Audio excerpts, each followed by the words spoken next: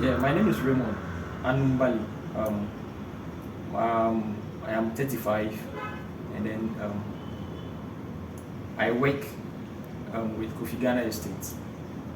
I've lived here for almost. I was born here.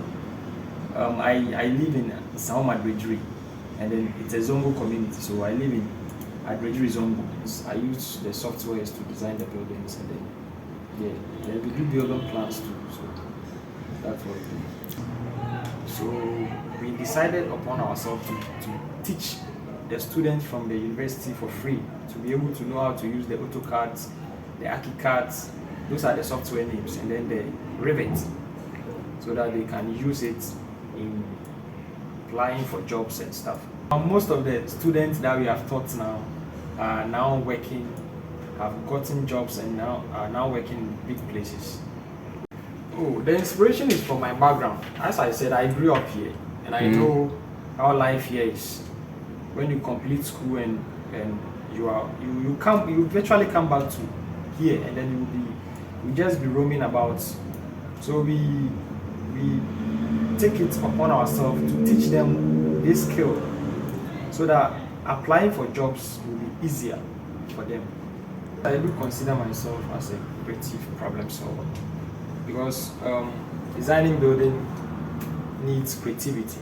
You need to be creative to be able to do what we do. So a client will just walk in and then tell you what he wants just by saying it, and then you have to use your creative mind to design to suit his needs. Some of my ideas come from continuous learning, and then some to my clients. Sometimes when they come and they talk, you listen to them, and then you pick something from it. Then you also use it in your design. Okay. The satisfaction is from when you teach somebody and the person gain employment, and the person is able to feed his people, his family.